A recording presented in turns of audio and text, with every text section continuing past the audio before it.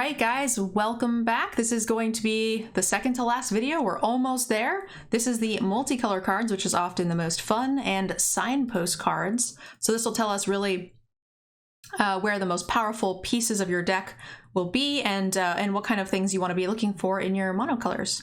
So let's go ahead and jump right in with the adult gold dragon. I wonder if there will be a baby one. 5 mana, 4/3 flyer. It's okay. Statted wise, like, I'm pretty fine with that, and it has flying, haste, and lifelink, which seems like a lot of really good key terms. Yeah, it's a good card. It's a threat. It's really vulnerable for 5 mana multicolor, but haste helps make up a little bit for that, so you can maybe get some damage and some life back before it can get answered. A lifelink on a flyer too. Oftentimes, flying creatures have trouble racing because they're just not quite as big for the mana cost. But with lifelink, then they can race just fine, which I like. It also plays around most of the reach things. Like we saw a lot of like 2/1 spiders with reach, so this is gonna be at least big enough for those. I mean, there were a couple other ones for sure. A couple of 2 mana burn spells, not too many. So I don't think it's more vulnerable than we might see in other sets. No, I think the only reason I think it's a little worse than some other sets is because there's just more flyers around. There are colors that don't normally have flyers that do because of all the dragons. That's true.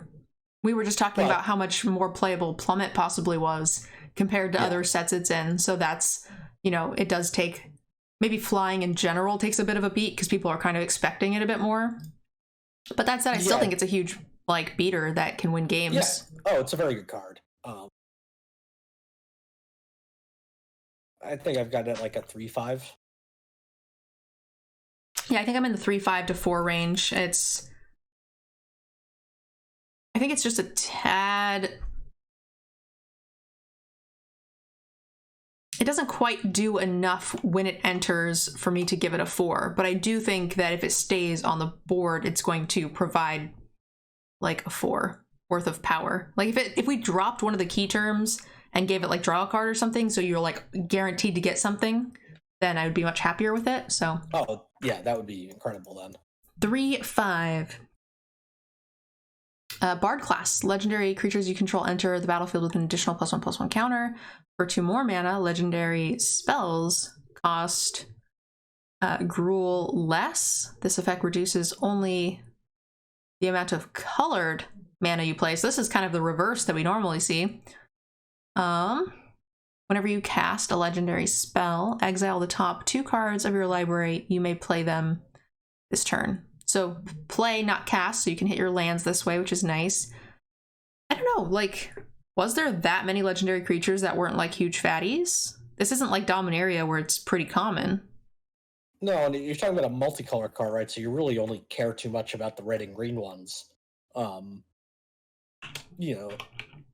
just skimming through right now. In red, you've got. Well, I'm also happy if it, for only 2 more mana, if it makes every single one of my spells cost 1 less. That's okay. Yeah, I'm thinking just for you're probably not playing this because of the mana cost and everything in a 3-color deck or whatever as much. You've only got 4. I agree. Yes, the red and green cards. I thought you were saying red-green cards. Oh, no. I was like, sorry. I'm still fine if it just takes 1 green off. Yeah. You're looking at something of the order of like 10 or so red and green legends. Okay, that's actually more than I thought, but still not great. But, no, and the vast majority of them are rare. Rare or mythic. Okay, so this is just a 1. Yeah, I think this card is. No, we will see as we go through gold. There's a legendary uncommon cycle. There is a red green uncommon, but okay. I don't think that's enough. No, definitely not. I'm gonna let you take this one. Barrowin of Clan Under, 2 white-black, 3/3 dwarf cleric, legend. This is the first of that cycle I was just talking about. When it enters the battlefield, venture into the dungeon. Whenever Barrowin of Clan Under attacks, return up to 1 creature card with mana value 3 or less from your graveyard to the battlefield if you've completed a dungeon. So 4 mana 3/3 adventures. Okay, I mean not great, especially when you consider it's multicolor. But once you completed a dungeon, every time this attacks, you get a 3-drop back from your yard. That seems pretty good.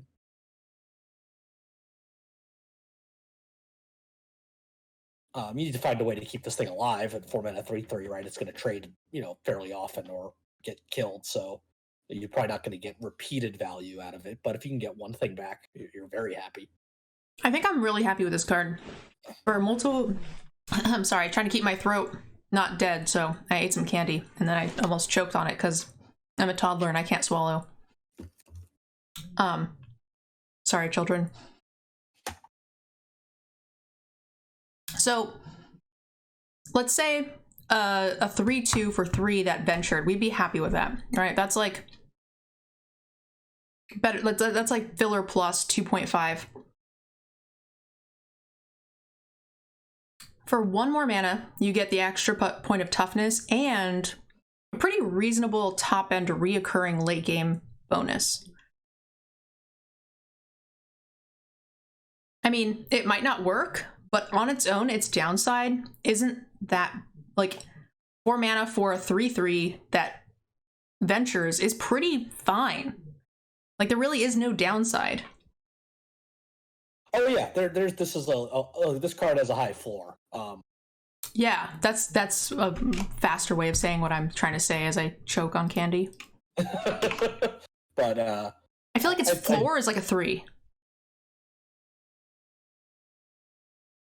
Yeah, they were in the same ballpark. I think its floor is a little bit lower just because if I literally all I get is a 4 mana 3/3 adventures, and it's not the easiest to cast, then I'm probably not thrilled with that. But I'm factoring in that you get the ability like some fraction of the time. yeah. So, I mean, the floor is that this will trigger 1 out of 3 times or something that you play it or something, which is not reliable. But then the ceiling is that you just go ham. I like this card. No, I think it's a good card. I've got it at a 3.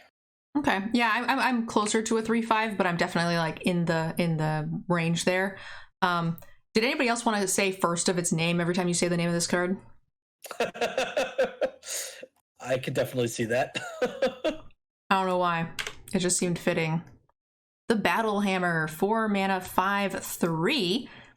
Each creature you control gets +2/+0 for each equipment attached to it. So here's our equip boss, Lord Dwarf thing.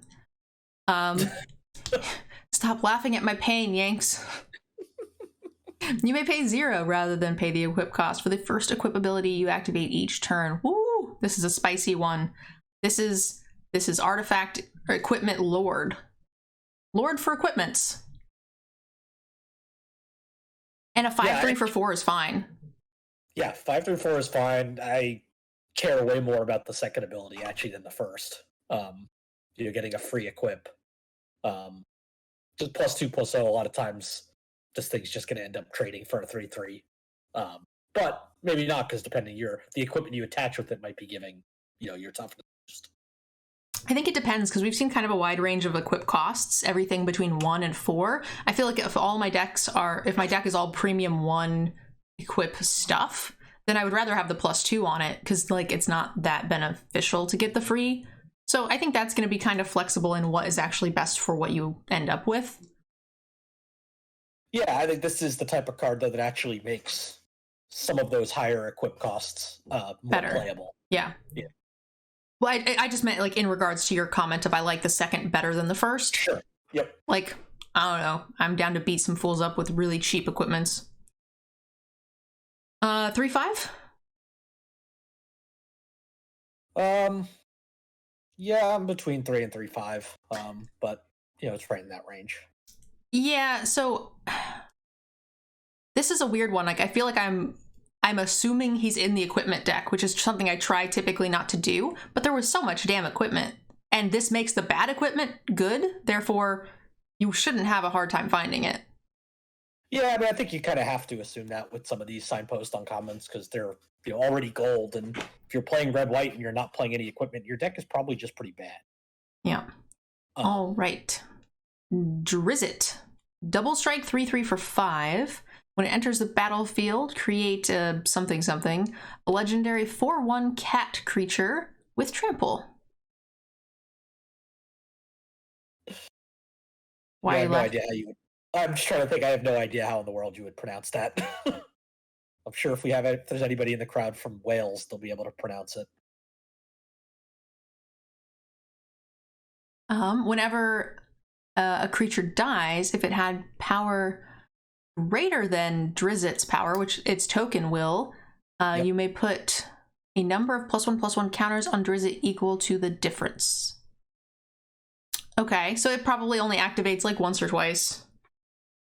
Because like maybe your cat dies, you get a 1/1 counter, and then maybe you happen to have, you know, honey badger mammoth, and then you get like another 1 or 2 counters, and then after that it's probably not doing anything. But if they still haven't dealt with it, you're probably winning anyway. Yeah, if you have enough stuff to have this trigger multiple times, you're in pretty good shape anyway, even without the triggers, because it means you got a bunch of big things on the battlefield. But the fact that it provides something that has higher power and is likely to die. So you trade that for something, and then you have a 4/4 double striker for 5 mana still that already ate a card. Feels like a pretty good 2-for-1. Yeah, agreed. No, this card's great. I like that this signpost card doesn't have to do with any of the synergy. Well, remember, this is the rare, so it's not necessarily the green-white signpost. That's true. What do you like this rating-wise? I think this is a 4. I also have it at 4. Great. Devil's Chosen. Yes, this is my deck. I want to make this deck. Whenever you roll 1 or more dice, it gains flying and menace. Don't care. Until end of turn. And if its results 10 or higher, you draw a card. Yes, let's go. I'm in. Yeah, I love this card. I want to play 4 of these and every die roll card. I want every card I play except for this better roll dice. I don't care how bad it is. I'm gonna roll the shit out of some dice. Basic island that comes with roll a d20. If you roll a 1 to 9, destroy this land. So I'm in. The first drinking game we have, guys. Okay, well, I take this back. The first draft where I pack one, pick one this, I'm going to take I will not pass a single die roll card. Not one. Premium removal, don't care. Take the die roll card. And we'll just see how many die, and then we're just going to roll dice and then draw infinite cards and roll more dice. You're going to go 0-3 and never draw this card. Shut your whore mouth. Why would you do me like that? Come on. God, Yanks ruins. He's the no fun police. I don't even know why we're friends. This card is great. It says draw a card. I don't know what your problem is. Oh, I love the card. Then why are you pooping on my fun? Because it's kind of fun to do so.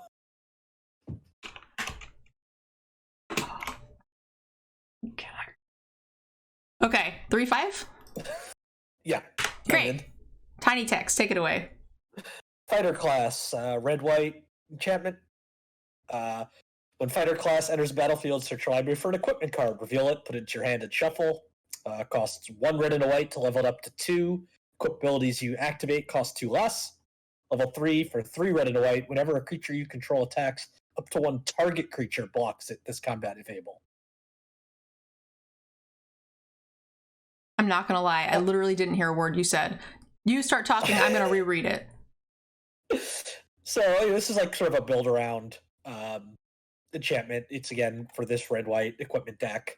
When it enters battlefield, it replaces itself, goes and gets an equipment, which we're obviously assuming you have a number of. Paying 3 to make your equip abilities cost 2 less. If you have the 3 mana to spend, you're probably going to gain mana over the course of the game if you're in that deck. Doing so, and then the last level basically making all your attack, whatever, Forced all block. your attackers forced to block, that's you're going to get a lot of basically removal out of it. But at that point, you have spent, not 10 mana. So Porter says you have a framed picture of Runemuck in your home. Yeah, use it as a dartboard. I was gonna say he uses it as a dartboard. Yeah, you beat me to it. That's exactly what I was gonna say. Yanks, if I get you a print of Runemuck, will you frame it and keep it as a loving memory of me? Sure. Of our lasting friendship. I'll even buy like the light that goes on top of it. You know what I mean? Like, nice. All of your stupid control mage friends are gonna come to your house and be like, Yanks, what's wrong with you? You should be like, don't ask, man. Don't ask. I mean, this card, it feels a lot like the general guy that we saw for equipments. But again, I think it's an archetype that's going to be pretty easy to happen. So like, I'm not super concerned about rating this, I guess, too highly, I suppose. What do you think? Yeah, I mean, it's hard, like we said, to give these sort of gold cards a split rating, because you almost have to assume they're in that deck, just because of the color combination. But this is useless in a deck that doesn't have it exactly to get. But I feel like I want to do the split ratings when I feel like the synergy isn't going to be terribly easy to come by, whereas this doesn't seem like. So if you pack one, pick one, there are going to be artifacts, right? Even the bad ones, but they're no longer bad because the equip costs 2 less, like, often. So it feels like it's going to be an easy thing to be in. Like, yeah, you could force a green deck. It might not be the best green deck. It's similar to this, where it's like, if you take this, you can force an artifact deck. And it'll be good enough in that to where your deck still might not be good, but this is good. Does that make sense? I don't know. Yeah. No, I agree. The upside on this is pretty high, because it goes in, it's not just an equipment, right? It gets your best equipment. But I like this at a 3/5. I think it gets worse the less you have, and it gets better the more you have.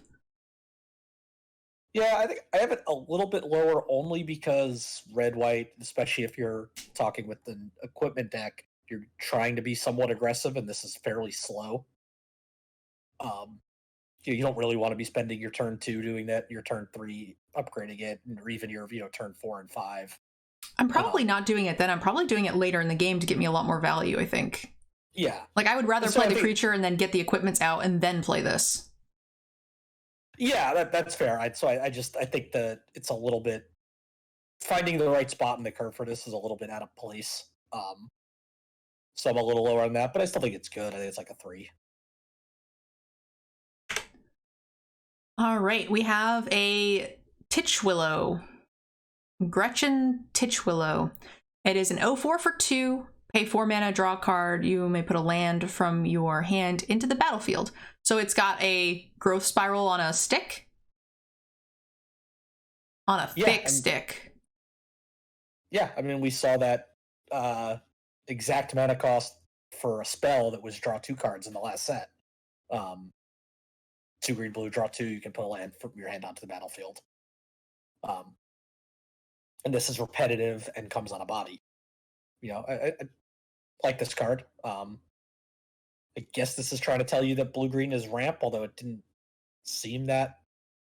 The blue side of that didn't seem too obvious, at least when we did those cards. I mean, it didn't really in the last set either, but there was a shit ton of ramp in green. Yeah, that's true. We saw the equivalent, like the card you were talking about, the green-blue spell that did the exact same thing, that, represented that blue-green was those ramped colors, but other than that, there wasn't anything in blue specifically. I think that's normal. No, although, I mean, to be fair, in the last set, right, there were very few monocolor cards to begin with. That's true. But you're right. I mean, it was much more obvious on the green side than the blue side. What do we like this card at? I think this card's a 3. It's a good grindy card, but which I guess this is what this is going to want to do, but it is very slow. I like that it's like, some good late game consistent draw. It's hard to kill. It's not going to be killed by things like magic missiles and such.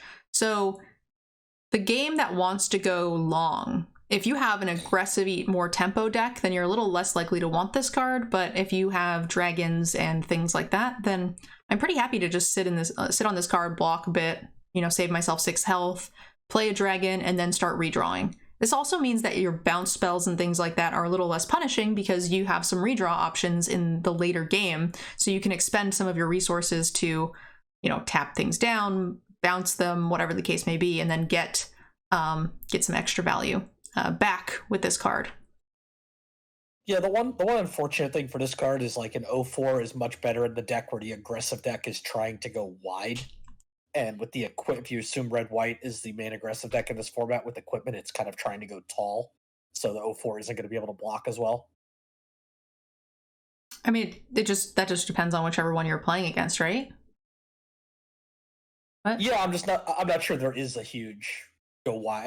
I think when your aggro deck is 1/1, 2/2, 2/3, 2/2, 2/2 haste Goblins. over and over again. Goblins is a thing. Yeah, there are goblins. And spiders, there was like a lot of go wide spidery things and stuff. I think it'll be fine. Hama, the Runeseeker. 2/3 for 3. Room abilities of dungeons you own trigger an additional time. This is cute. I mean, again, it's one of those cards. I mean, all of the multicolor cards are just going to be that, right? If this is a 2 if you don't have it, and it's, a 3 or a 4 if you do. And it's likely somewhere in the middle. Yeah, this is interesting because nowhere in blue-white did I get the impression that it was all about dungeoning. The white had a lot. It had some ETB dungeons. It had the Ranger Hawk, which was like White did have a decent amount, you're right. Yeah. And then the blue had like the Thief whenever it attacks you dungeon, or whenever it deals combat damage you dungeon. There was a couple. Yeah, that doesn't make it bad. It was not what I was expecting. I was expecting blue-white to be, flyer, your classic flyers from what we saw. I think this card's about a 3. Yeah, I think it's a 3 that, unlike some of the last few ones we've seen, probably needs a little more support than the other ones. Or you're more likely to be in a blue-white deck that has less support for this than you are, I think, in like a red-white deck that doesn't have equipment, for example. Yes, I see what you're saying. Yeah. I think the other ones will be easier to make work if you were to like pack one, pick one. This one, you're right. We might not. There's a very few venture cards that are good of all of the venture ones, so you just might not see them, and that this doesn't really like make them all that much better. Yeah, you're doing it twice, but the venture ability isn't necessarily great. Turning an equip cost from a 3 to a 1 is great. Scrying 1 or 2 times is like a lot more minimal, so it just depends if you have those. I agree, it's going to be harder to trigger, but it's got a great scale. If you don't have any, it's a 2. If you do, it's agreed. Yeah, we're on the same page there.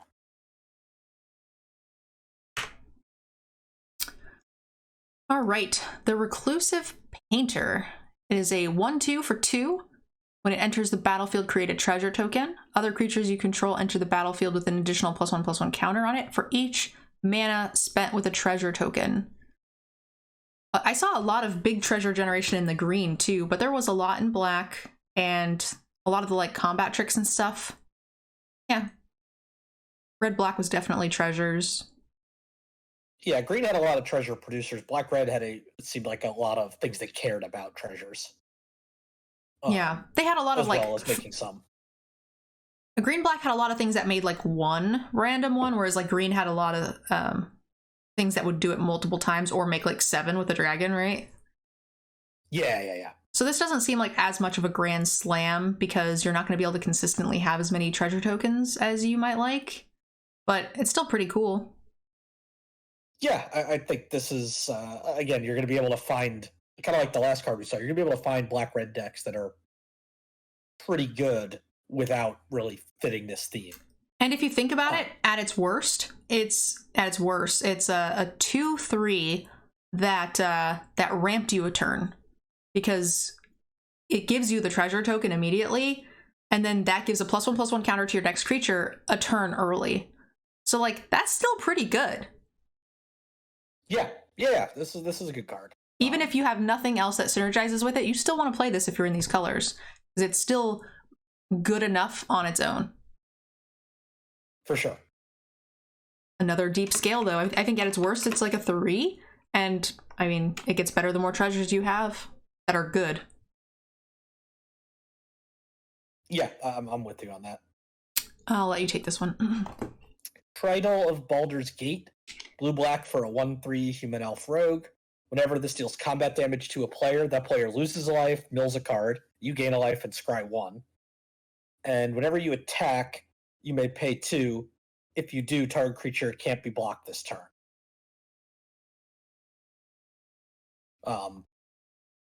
So whenever you attack, you can, with this, you can pay 2 and make itself unblockable and get all the triggers. Yeah, which is... Or something else. Yeah, deals damage to a combat. So then they lose. So they take 2, you gain 1, essentially, and you scry. Yep, and they mill, which probably doesn't matter, but it could. There was 1 mill card in the deck. Yes. Yep. Right? Mill till you hit 20? Yeah, yep. 2 of these and that, I'm in.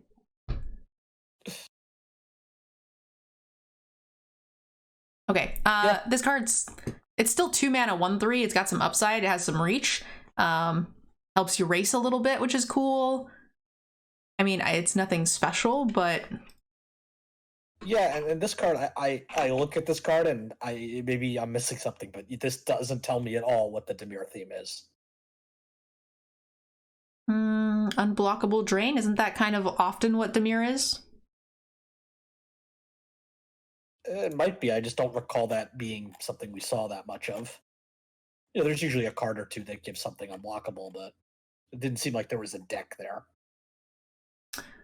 I agree. It doesn't seem like the rest of the... You're saying looking at this doesn't tell you what the theme is, but like, this is a common theme we see. It just doesn't seem like it's very well supported.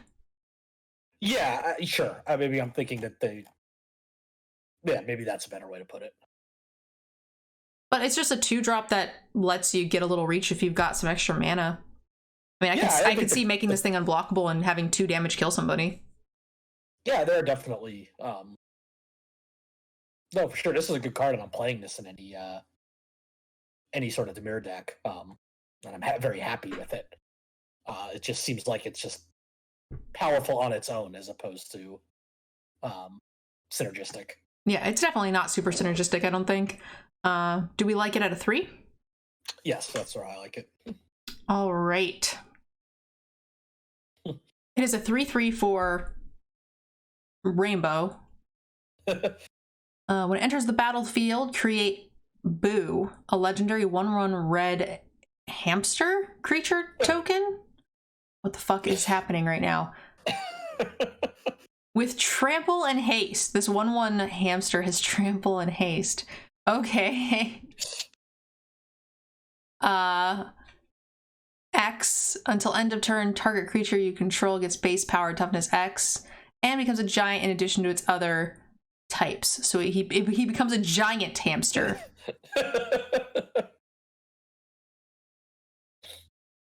Go for the eyes, Boo. You know, I've actually heard people say that before, and I've never known what it was from. Yeah, no clue. I've never heard that before, so. It's from the Baldurs Gate game. Okay, I've definitely heard... I have a friend who says that a lot, and I just thought it was something weird that they said.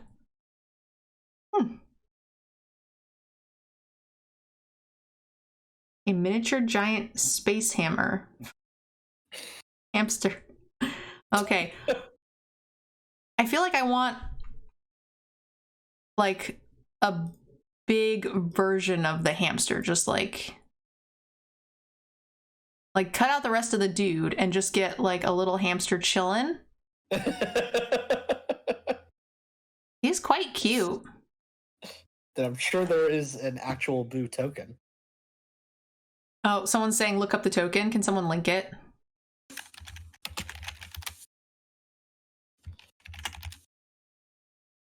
YouTube's probably like, what is she doing? Stop talking so much. There's one place you can find it. It's not the official site, but it's the first one I found. Oh my god!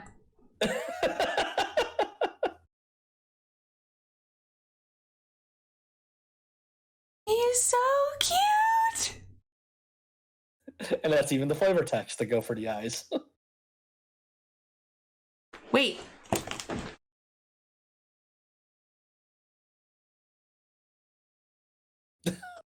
Yes!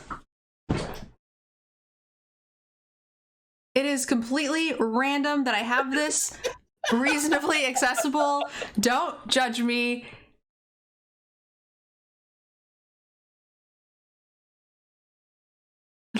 It's a little fairy hamster. I'm a girl. What do you want from me? A friend always said that I reminded them of the hamster from Bolt. So that a friend bought me this and they were like, here, you are this character. So I just happened to have a random hamster in my office.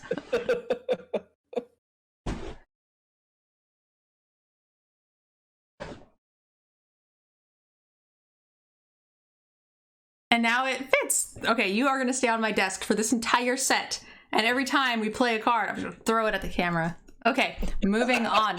Have we rated this card? No, because we're bad at life. Worst streamers ever. Yanks is a bad influence. My story, and I'm sticking to it. What do we like this card at? Can we just give it like a 5 for flavor? Oh, it's definitely a 5 for flavor. I mean, this card is really good. The only downside is its casting cost. You're getting 4/4 for 3 mana, with the X ability to just make things giant.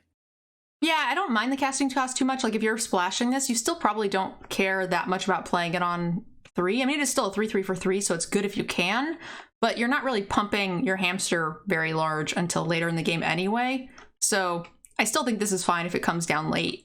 So the casting cost doesn't scare me quite as much, assuming you have the fixing for, turn 5 plus splash. Yeah, I mean, it's not going to scare me away from playing the card. It just means you are not getting the full value of playing it on curve. Agreed. What do we like this card at? I think it's the fact that it can pump other things is really awesome as well. It doesn't just pump your hamster. Yeah, no, that's makes this card way better. 4? Yeah, I think it's a 4.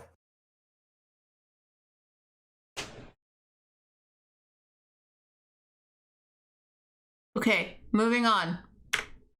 Monk class. I moved away from my monitor so I can't see it. It's too tiny. Blue and a white for class enchantment. Second spell you cast each turn costs 1 less to cast. Costs another blue and a white to level it up to 2. When it becomes level 2, return up to 1 target non-land permanent to its owner's hand. And level 3 for 1 white and a blue. At the beginning of your upkeep, exile the top card of your library. For as long as it remains exiled, it has you may cast this card from exile as long as you've cast another spell this turn. And it costs 3? Yeah. So do you have to cast it the same turn? I missed that part. No, you don't. Okay. But you can only cast it if with another already cast something else. Yes, I just wanted to make sure it wasn't only that turn, because then you would it compounds 3 plus a spell plus that, right? Oh, well, that happens at the beginning of your upkeep, so it wouldn't happen until the next turn anyway. Gotcha. Yes, you're right. And it happens each upkeep? Yep. That's kind of spicy. Yeah. I don't love the first ability, but it's fine. Leveling it up to bounce something is, it's an expensive bounce, but it's, when it's part of other things, I am fine with that ability. And then, a bunch of card draw. It's a bit slow, so maybe it's like a 3. Yeah, I think I think that's exactly right. It's very grindy. And these are the colors that really wish you could do this stuff at instant speed. All right, the Prince of Undeath, flying trample, a bajillion manas. When it enters the battlefield, choose 1. Each other creature gets -X until end of turn, where X, and you lose X life. Okay. Or return up to X target creature cards with total mana value X or less. From your graveyard, they gain haste until end of turn. Wait, what? They come onto the battlefield? Yep. And you don't lose the life for that X? Nope. This card's pretty fantastic. I mean, at absolute minimum, it's a 4-mana 5/3 flying trample, which I'm fine with.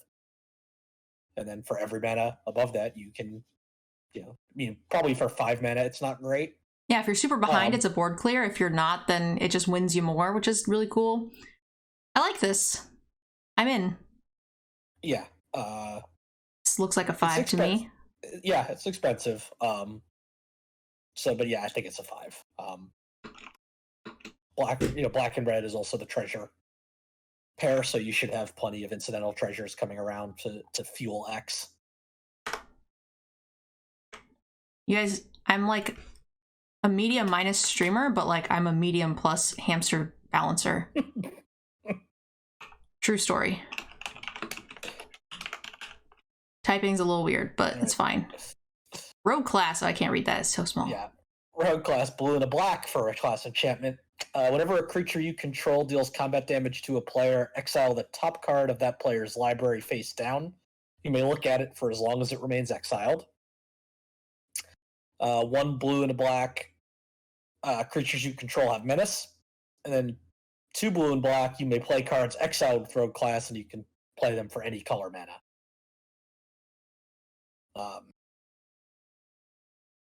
So yeah, I guess we're starting to see that maybe blue-black does have a little bit of a mill or screw with their library type theme. I'll totally admit I did not hear any of that either. I was trying to pretend like I was a villain with a hamster.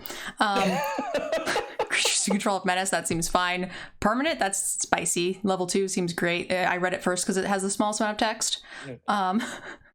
Whenever a creature you control deals combat damage to a player, exile a top card of that player's library face down. You may look at it for as long as it remains exiled.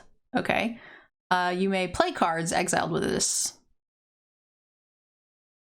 Great. This seems better than the last one. I swear I'll focus. It does require, right, 5 mana to really do anything, and then 9 mana to actually be good. Well, so the nice thing about it, though, is you don't really want the last ability. Like, it's fine to not have that until after you've run out of cards. So you play this early, that you get in some chip damage, you play your removal spells, you play things, and then once you run out of cards, you're like, I got 5 cards in the tank, refill my hand with your deck. I think that it being slow is not necessarily a downside here. Yeah, it is, I agree with that. It is literally blue-black, like, do nothing on the first. And you have to have evasive creatures to make sure that it does do something. To me, this feels like draw 4, suspend kind of thing. Yeah, except you need to be able to get in. Yes, agreed. So it depends on the deck that you have. If your deck is a full of 2/5 no evasion stuffs, this is going to be a lot worse. If you have like the 1/3 that we saw, if you've got a couple of like puny flyers, if you've got the green card, or I'm sorry, the blue card that makes 1/1 flyers, things like that are going to make this a home run. Yeah, and giving things menace does help with that at level 2. Definitely.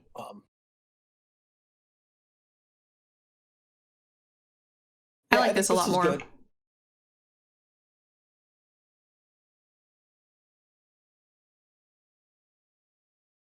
What are you thinking? Yeah, I think I've got this at like a 3/5. Okay, yeah, I'm 3/5 as well. I think in the right deck it can be potentially stronger, but the average is going to be fine. Yeah. All right, I swear I will pay attention from here on out, guys. I will not twirl my hamster mustache. Hamster Lord mustache, whatever. All right. Bewitching Whispers. It's a 1/3 for 4. That is expensive. This better be some good text. When it enters the battlefield, target creature blocks its turn if able. Whatever. At the beginning of your end step, if a creature died this turn, you may pay 2 life. If you do, draw a card. This is not good. Yeah, I'm not a fan of this card. Yeah, it just seems really like bad stats. Paying 2 life to draw cards, not great. And like, what if yeah. you top deck this and you don't have anything to attack into them? It doesn't have flash, so you can't like do it when they attack. Yeah, it only works on your end step, not on theirs as well. This is filler at best, guys. I mean, I don't even like it at filler. I think it's a 1/5. Yeah, I think it's a 1/5. I think you maybe find a way to be good with this if you have a bunch of sacrifice or death touch or tokens, but it's going to take a lot of work, and your reward still isn't that good. Yeah. Someone in chat mentions like a death touch lifelink deck. Yeah, if you have a lot of death touchers, then that's fine. As I agree, it does get a lot better then. It's just if without them, it's too risky that either you won't have a creature or your creature will be smaller than theirs. Which you can then draw a card, but that's still not a great value. You're paying 4 to throw away your creature and redraw it. Yeah, agreed. All right, we have Skeletal Swarming, 5 mana. Each skeleton you control gains trample, attacks each combat if able, and gets +X+O, where X is the number of other skeletons you control. At the beginning of your end step, create a tapped 1/1 black skeleton creature token. If it dies this turn, create 2 of those instead. Oh, if a creature died this turn, create 2. I thought I said if this. I was like, well, that's weird. So we saw like the Skeleton Lord. That's going to be pretty premium with this. If you have a lot of removal and you're likely to be ahead, it feels a bit more win more-ish. You need to be like ahead on board to make this really good. But it also makes it so that way your opponent can't really like attack you back and be aggressive. So if you have some evasion or something, then it makes it harder for them to get in a racing situation because you are pooping out free dudes and they kind of do need to block them. Otherwise they get worse, right? Yeah, this feels like something that would be great to have stuff sit back and block and just keep pooping out blockers until you get the good, except they have to attack every turn. Which I think there's a decent chance that you're just going to be running them into, suiciding them a fair amount. Yes. But like I said, I mean, if they're free, that is not necessarily that bad in the long run, right? I think this is okay, but I'm not excited about it. Yeah, I think it's slow. I think it's powerful. There could be the right deck, especially if you have other skeletons or removal, or a decent amount of removal. I'm definitely more interested in this, but on its face, I think you need to do a lot of work. This is like a 2/5. The thing about this card is it snowballs for multiple reasons. So if you get the first attack in, you keep an extra skeleton, right? And then you have 2 and they get bigger. And now they're no longer being chumped or being eaten, they're trading. And if it dies, you get 2 instead. And then you attack with 2 and one of them gets eaten and then you get 2 more and then you attack with 3. So it is going to snowball. And like Yanks was saying, if you have any other fringe skeletons, and there were actually quite a few, then you're going to get some really nice bonuses here. And I don't think it'll be hard to make your tiny free dudes trade unless they're up on it every turn. But even then, you're still getting 2.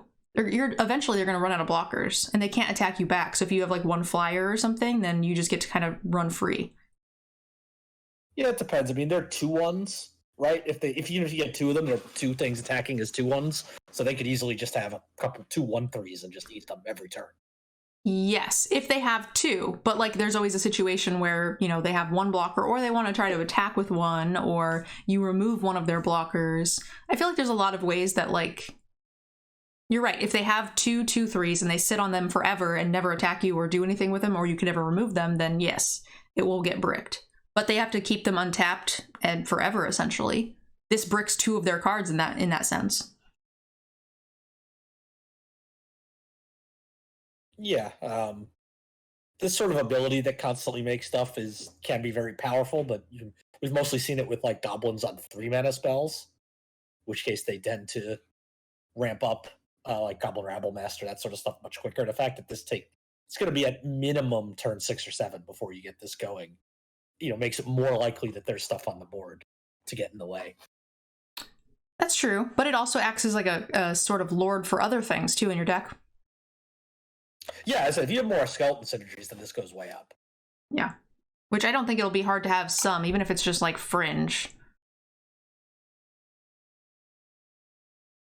I like this card at like, I think if I'm in these colors, I'm probably playing it in every deck. It doesn't matter. Agreed. Yeah, I don't think you're ever cutting this card. 3? Yeah, it's on that, to me, 2-5-3 border. Probably 3. I'm probably underrating it a little bit. All right, I'm gonna let you take this one. Sorcerer class, blue-red for your class enchantment. Enters the battlefield, draw 2, discard 2. Another blue-red to make it level 2. Creatures you control have tap, add blue or red. You can spend that mana only to cast an instant or sorcery or to gain a class level. And then level 3 for 3 blue-red. Whenever you cast an instant or sorcery, that spell deals damage to each opponent equal to the number of instant sorceries you've cast this turn. I'm not a huge fan of this card. The first ability is actually, I mean, is fine. It's card disadvantage, but the sort of filtering stuff you see in these colors, and sometimes they're good. But the level 3 ability, that costs a lot to get there. Yeah, level 2 helps fuel it, blue-red, but you still need to have the spells in hand. It doesn't fuel itself in terms of getting the cards. And you're just pinging your opponent. It's not like you could use them to take out extra creatures. Yeah, you need to be at board state and have spells. But it does turn like your draw spells into like a bolt face too, which is kind of cool. Spells heavy deck, like we're probably maybe still playing this, but I mean I wouldn't rate it very highly. Yeah, there will be decks that can build with this and will want it, but I think on average, even the average blue-red deck isn't going to want this. No, this feels like a 1/ like a 2/5. Yeah. I agree. This seems like it's something made more for constructed. I agree with that. We have a 2/2 for 2. Whenever it attacks, if you attack with 6 or greater, attacking creatures get +1/+0 until end of turn. And for 4 mana, his power and toughness, you double his power and toughness for 4 until end of turn. Okay. Seems good.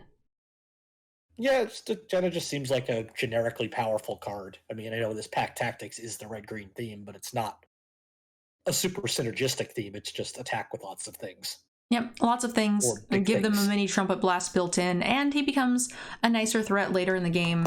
This is, I think, good in the aggressive deck that wants this. I think he's going to be way better than filler, or way better than filler I'm even happy to play. This feels like a win condition for me. Yeah, card's very good and it doesn't need any help. It pairs well with like the multiple goblin spells. So in the average deck is probably like a 3, and then in the right deck it's like a 3/5. Yeah, I think that as well. It's kind of easy to kill, so keep that in mind. All right. We have a Wooburg legendary dragon god. Flying 7/7. When it enters a battlefield, if you cast it, search your library for up to 5 dragon cards not named this, that each have different names, reveal them, and put them into your hand, then shuffle your library. Okay. I'm probably going to try to cast this in limited, but you shouldn't. Exactly. This will be fun to try to make work with enough treasures, but it's not actually good. Yeah, I'm just going to make like, I'm going to pack one, pick one this, and I'm going to force black-red treasures. And pick up every dragon I can. But not copies of, not multiples of the same one, because they have to have different names. Correct. There's uncommon dragons. We'll probably be able to find at least 2 or 3. Moon Dancer. It's a 2-mana 2/2.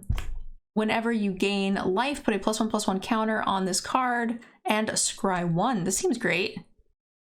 And there was like the Innkeeper and what was the other easy one gain a life card that we saw? The whenever the 2/3 vigilance, whenever it attacks, gain a life, basically. Yep, and the class card, whenever you play a land, you gain a life. Yeah, this is great. I'm playing this every time. Even with like minimal triggers, it's still a bear. So little downside. Yeah, you're gonna have, just in these colors, you're gonna have life gain without even trying to get life gain. Yeah, it's like a 2 or a 4, and this is the kind of thing where I'm willing to just put it at a 3 for like a sliding scale based on your synergy. Yeah, I think that's fair, because I actually don't even think it's ever a 2, because I'd be stunned if you could find a green-white deck with no triggers. Yeah, I mean, I was unimpressed by White's White's life gain. So, and there was not as many green triggers, but the green triggers seemed worth it. Whereas the white one seemed like it had more, but they were borderline unplayable. So unless I've got good payoffs and more than one of them, I'm less likely to play them, if I remember correctly. Yeah, White had, let's be fair, that is fair. White had good, like, if you gain life, things yes, to care about. It had more of the payoffs. I've been overall not impressed by the triggers though. Yeah, that's a fair point. There's actually, I'm scanning through White, I only see a single lifelink creature. So I don't really want to be playing all of the shit triggers to try to activate like my 2 payoffs. So like I don't think the life gain deck for me isn't there. It is there sometimes. I'm sure it's going to happen, but it's not like going to be pretty consistent. Yeah, I agree. I think it's going to be hard to make that really build around, which is why it's good that this is a good card. Honestly, the life gain, well, on its own without any of it's a bear. But yeah, the life gain trigger is the synergy I'm rating the least. So far, it seems worse than it seems less supported than the equipments, the treasures, everything. Yeah, of the major themes, I think you're right. We have a 1/1 Death Toucher for 2. As long as it's your turn, it has first strike. Holy shit. I mean, that's not only so good because they can just take 1. But still great. Whenever it attacks, you venture. Oh, that's really great. Okay, so then they just take it and you're like, yeah, you get to venture for free, basically. And they would never dare block it. Unless they have like 2 1/1s or something, but I think that's still fine. This seems great. What do you think? Yeah, no, this seems very good. Black-White did seem to care a lot about venturing, so yeah, I like this card. Pretty simple card. I like a lot of the ventures. So I think its floor is like, if you're just blocking with it, it's like a 2/5. But if you're ahead and you start getting to run, like you have other blockers and things, and you can just keep venturing for free. I like this. I think it's like a 3/5. Yeah, I can buy 3/5. All right, Volo, Guild 2 Monsters, legendary 3/2 for 4. When you cast a creature spell that doesn't share a creature type with a creature you control, copy it. Oh shit! Wait, did I misread that? If you cast a creature that doesn't share a type with another creature, you get 2 of them? Yeah, no, it's a creature you control or 1 in your graveyard. Oh. Yeah, I did misread the graveyard part. I left that part out, but it still seems great. Yeah, now do remember we've seen a ton of cards in the set with like 3 creature types. Yes. Which makes this harder to trigger. Agreed. But it's still, I mean, it's still good. It's gonna be a much easier card to draft around in online than in paper, as you try to remember all your creature types. Yes, I agree with that. This still feels really good. Because there is a lot of creatures that don't share creature types too. Now there's a lot that do, but in green you had like worm, you had giant that there was only like 2 of. So like there's gonna be some fringe stuff. There's like, manticore. I know it's black, but just in general, there is enough 1/ofs. And then if I've got like a 3 of this and a 2 of this and a 4 of this, I think you're still gonna hit a fair amount of times. No, I agree. I think it's a good card. I think, and you only really need to trigger it once to have gotten your money's worth on this card. So. Yes, agreed. It doesn't take a lot to make it good.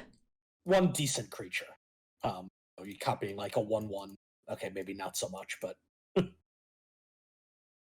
Yeah, agreed. I mean, I feel like if you copy a 2-drop, you're probably at least making your extra mana back for sure. Yeah. Anything better than that, and if you trigger it twice, it's just a home run. Agreed. I like almost value that as high as like draw a card, just because it's a body that's on the battlefield. It's, you know, pretty good. Yeah. Now it is disappointing that all these random things that aren't dragons are dragons. Mm-hmm. Oh yeah, the little dragon wanderer guy. Yeah. So this card is either, I think it's either a 3 or a 4. If your deck is a little bit more varied, I like it at a 4. If it's going to hit moderately consistently. If your deck is not very varied, and you're going to hit it like maybe once, then, and it takes a little bit of planning and work to make that happen. Like you might actively be like, okay, I already have a dragon on the board, so I have a dragon and a chipmunk, so I'm going to actively just play the dragon next, even though the chipmunk might be better. Just so that way, if I top deck this, I still have a target, right? Like, so you might have to do some mental gymnastics to make it work. Yeah, hamster. Yeah, this is also a card that, I wouldn't actually advise doing this, but it'd be interesting with like that single green legendary artifact that lets you pull creatures out of your deck of different costs, where you actually get to pick and choose which ones you want. That's true. Simnek wants to know when a chipmunk is better than a dragon. Dude, don't fucking underestimate chipmunks, man. When you're playing against somebody with the card says destroy target creature with power 4 or greater. All right, here is the last card, guys, for the multicolors. It is a 6 mana 5/6 at the beginning of your upkeep. Choose target opponent until end of turn. That player can't cast spells. You may look at the top card of their library. Anytime, you may play the top card of their library. You may spend mana as though it were any color. Okay. This just happens every time? Yeah, this card is just mean. So they don't get to play anymore? Well, no, it's only on your turn. Okay. Still cool. Oh yeah, the card is great. I misread it the same. I did the same thing as you did, like, so they never play again, but no, so on your turn, they can't do anything, and you control the cards on top of their deck. You can cast them, which gives you a ton of extra value. Yep, you can play their creatures. You get them. You can cast the removal spells on their things. Yeah, this is kind of like the red 5-drop that let you exile the top card, but way better, because if it's like a cheap card, you get more. Like, you know what I mean? You can cast, if it's a 2-drop on top, you cast that, and then you get the removal spell, and you can cast that late in the game, so you already have 6 mana. Yep, it's play, so you can play their lands. But you probably don't want to, because you probably just want them to draw a brick. So don't be too liberal about that, unless you want the mana, but don't just play it because you can and then let them draw into a removal spell. I would be more inclined to just be happy that they're drawing a land and call it a day. Well, I mean, if you play their land, then you also get to cast the card that's on top next. It depends. Like, so what if it's like a creature and then a land? So you play their creature, then it's a land, and then it's like a 4 or 5 drop. You know what I mean? So if it's not likely that you'll be able to cast whatever's underneath it, then I would probably just leave it. Yeah, that's fair. Anyway, it's a 5, right? Yes. That's kind of absurd. But beholders are cool, and he's got like a cool treasure trove and everything. All right, guys, so that is the end of the multicolor cards. In the next video, if you guys are watching this on YouTube, we're going to be going to artifacts, lands, and the dungeons. What else? That's it, right? That's it. Okay, cool. It'll be a shorter video, but it'll be the last one. We're almost done. Thank you guys so much for watching. Leave us a comment. Let us know what you think we did right or wrong. And give me your thoughts on the set in general up to this point. I'd love to hear it. And thank you guys again so much for watching. I really do appreciate it. And my hamster and I will see you in the next video. Bye, guys. I'd like to give a special thank you to those of you who have signed up for our Patreon. I couldn't make this content without you. Also to Cool Stuff Inc. and KMC Sleeves for supporting the channel as well. Definitely check them out and use our discount codes to support the channel.